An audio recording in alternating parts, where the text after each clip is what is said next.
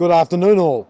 I'm Martin Cattach from Finance for Business, and I'm going to talk about unlocking working capital for SMEs. Particularly, I suppose, when you get an email out of me after you've contacted me, you'll notice my tagline is to call me when the banks say no.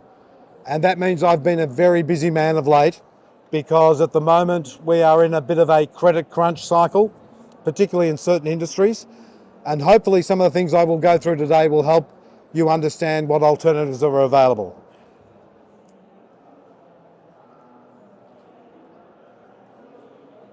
So what I'm going to cover is what is working capital, trade credit, the cash gap problem, solutions to the cash gap situation, the cost of funding, and some of the new innovation that's occurring in lending now.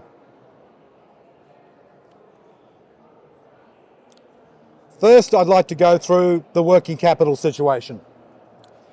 Working capital is basically your current assets against your current liabilities. So working capital is the green box there, and it's the difference between those numbers. In this case, we have a small plumbing business that has working capital of $95,000. But what working capital is, it's the lifeblood of the business. It's the liquidity you need to trade and manage successfully. I often hear customers and clients of mine saying they have a cash flow problem. They don't necessarily have a cash flow problem. They have a working capital problem because they do not have enough liquidity in their business to handle the cash gap problem that occurs. And I'll go into that in detail.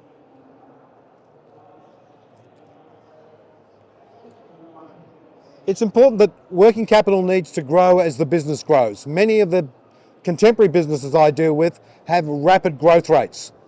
And if they rely on things like bank overdrafts, etc., it takes 6 to 8 weeks to get a limit increase, maybe 6 to 8 weeks to get it in place, and by then the business has moved forward and it already has a shortage in its working capital.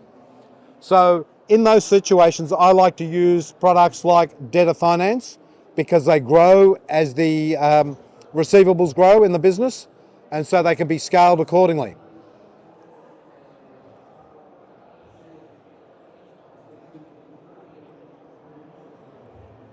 In Australia, SMEs lend to their customers $1.3 trillion, and that is what I call the trade credit risk. So most businesses I deal with are obviously in the B2B space, and they have the problem of needing to provide terms to their clients, and that's just standard operating procedure. But 1.3 trillion is a lot of money. And the timing difference between when you pay your suppliers and get paid by your client is called the cash gap. And I want to explain that because many small businesses don't understand that this is their problem. Not a cash flow problem, it's a cash gap problem. And they need more working capital to handle the liquidity in the business. So if we look here as a simple way of looking at this, if we see here we've got our accounts payable and we've got our accounts receivable. And what I've done is put this on a timeline to sort of understand how it rolls. What happens, we initially have our stock and work in progress. We then, one back there, sorry. What happens is that we have to wait. We pay our suppliers, let's say 30 days, maybe 45, but our clients will not pay us after we've added value to the goods to another 60 or 90 days. So therefore we need to have the amount of liquidity in the business to manage those receivables. So I'm going to explain the tool that I use to manage this is a thing called debtor finance, which has not been as popular as it could be in Australia. 80% of small businesses in England use debtor finance because they do not have residential properties they can use to offer their bank security for lending. So, and one of the concepts you need to understand about debtor finance is there are two parties. When you draw an invoice and it's accepted by the customer, it's a promissory note of payment. So from a lender's perspective, there are two parties to debtor finance. There is the client that they have as their customer, but also their customer's invoice, which is a promissory note of payment. So therefore, it gives them the ability to leverage and provide cash for that invoice. And I'll try and explain here how debtor finance works. Firstly, the business invoices their customer and their accounts receivable platform. The funder is given a copy of that invoice, and they'll lend generally 80%, sometimes 90%, depending on the industry and the risk involved. And that's paid within 24 hours of the issue of the invoice. So all of a sudden, the liquidity inside the business changes because we no longer have to wait that 45 days from end of month or whatever it will be until that cash comes into the business. And we have additional liquidity, which is our working capital that we can pay our wages, pay our rent, pay our tax bill perhaps. When the customer pays that invoice, and let's say it's 45 days from end of month when the invoice is issued, the balance of the 20%, you received 80% up front, is paid into your account less the fees and charges. So this gives you a way to basically move your receivables forward to 80% of their value. So if a business has $200,000 worth of receivables, they can turn that into $160,000 worth of liquidity, roughly within 24 hours. But debtor finance is only one side of the working capital equation, because debtor finance is getting the money that we're waiting for our customers to pay us for. But there's also a thing called trade finance. And trade finance is the other end of that cycle, which is funding that's available to pay your suppliers. So it's a higher risk form of lending, and they are often tied together as a package so that when the debtor finance comes in, the suppliers can be paid from what was light up on the trade finance. But what it manages to do is change your cash cycle, because instead of waiting this long, we're able to get this long in terms so that we're not chewing up all liquidity in the business. How that works is that you initially have a invoice from your supplier. The trade financier then pays that invoice on your behalf. So in fact, extending your terms with that supplier. Then the goods are shipped and delivered. And then when the business invoices out for those goods, that cash can be used to repay the trade finance facility. So it gives you the ability to work both ends of the cash cycle.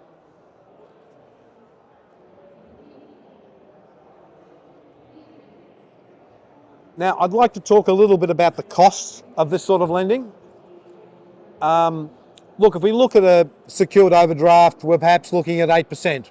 I tend to use the smaller numbers there because I think of everything in monthly terms. So what's it cost me to bring forward a $100,000 invoice? If it cost me 1.5%, that's $1,500. And I assume it will be paid in that time. What value can I get by having that $100,000 in my business 45 days earlier than it would have been? So that's the way you sort of have to look at these. And to give you an idea, bank overdrafts around 8, unsecured bank overdrafts are around 12, although I've seen a couple at 17 recently from the big banks because they're looking to apply a bit more risk margin in their lending. We're looking at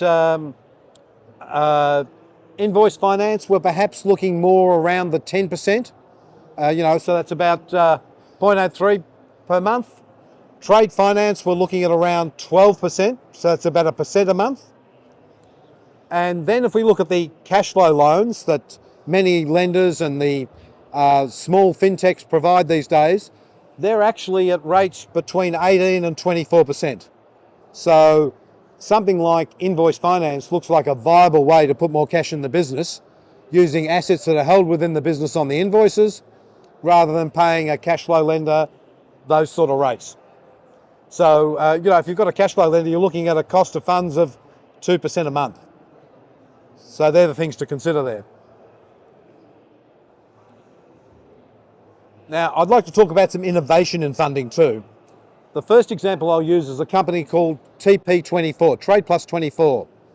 Now, because connectivity has changed in the finance area, someone like TP24 can plug into the accounting system be it MYOB, Xero or whatever, and see your current debtor balance. They can look at that debtor balance and they will use that asset to lend to the business what is basically an overdraft facility. So they won't possibly lend to 80% of the value of those receivables, but they might lend to 60% of the value of those receivables, and there's no paperwork involved. Unlike the cycle, which I explained earlier, of debtor finance, products like this just use the balance that's contained in the accounting systems. That balance is read daily, and that means that you can have a funding line that you only pay interest on when you draw it down. So it's a very innovative product. And on the other side of that, there is a company called Luca Plus, and I'm not sure if Ray's here now, but he's over on stand 21 in the startups. They provide trade finance, once again, by plugging into your accounting system and understanding what your balance sheet is worth, and they provide funding in trade finance at roughly 1% a month. So I call this Afterpay for business. So let's say, their amounts aren't big, they do 10s, 20s, maybe 40s, but it gives, once again, a business can, because they're plugged into your accounting system, they understand your liquidity and trading position. And let's say you're someone who wants to buy additional stock, say before Christmas as a retailer, for example, or more Easter eggs for Easter or whatever it may be. You can use the Luca product, and it's broken down into 4 monthly payments. So let's say the order is for $10,000. You pay $2,500 day one, then you pay $2,500 in 30 days, $2,500 in 30 days, and $2,500 in 30 days. But what you manage to achieve is you have managed to buy $10,000 worth of stock and not have to pay $10,000 out in 30 days' time. So it means that you can increase your stocks for sales, time of year or whatever's coming up. And it gives another way to put additional liquidity in the business because we're basically extending our trading terms. Now, another thing that I'd like to talk about, and I've seen this used in a couple of industries, is a thing called shift payments. Now, what you can do with an organisation like Shift, they lend to your clients so you don't have to. Because what we in fact do when we provide trade credit is we lend our clients money to buy our products. Now, that's what it really is, and that's why you can have a problem with chewing up your capital in the business. You can look at an option like this. You don't have to do it with all your debtors, but I would particularly recommend this is something worth doing if you have high risk debtors. That Shift will pay your invoices day one and enter into a finance contract with your customer that will give them basically 14 days interest free and then charge them interest on the receivable. Now, if you're in an industry that has high risks, or if you're in an industry where you don't know a lot about your customers, and like, for example, if I was a timber merchant in the construction industry right now, I'd be very closely looking at this to manage my risk. Because what happens is that Shift have taken on the risk of your receivable because they are a specialist small business lender. They understand the market, they assess the client, and can provide you with a risk-free sale. It's not something that I'd recommend you want to do with all your clients, but it's a great way of bringing cash flow forward and managing your risk. And one of the other things that debtor finance can be very helpful for, and even without debtor finance, is to look at insuring your receivables risk, particularly if you have a couple of large customers. And what happens if one large customer becomes insolvent and they owe you 100K, that comes directly off the bottom line. It is possible to insure that risk, depending on the cost of that insurance varies, but depending on the industry you're in and so forth.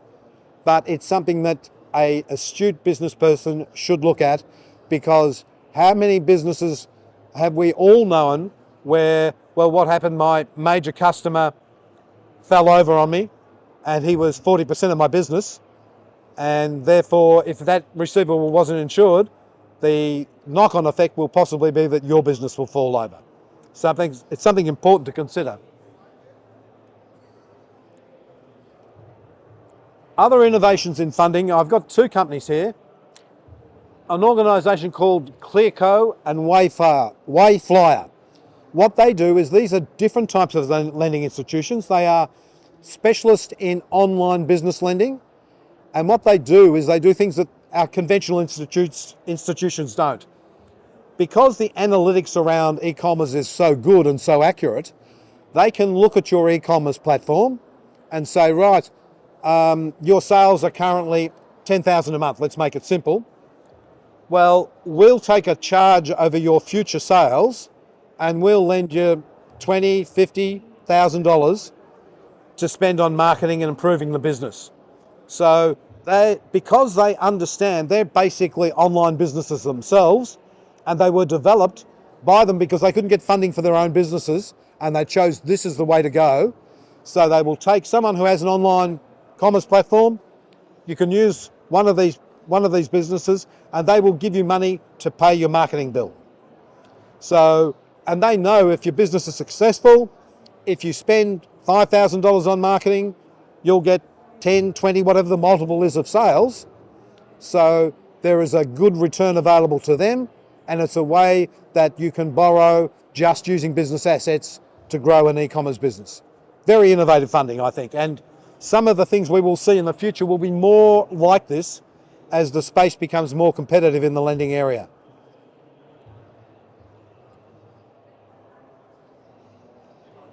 Does anybody have any questions for me?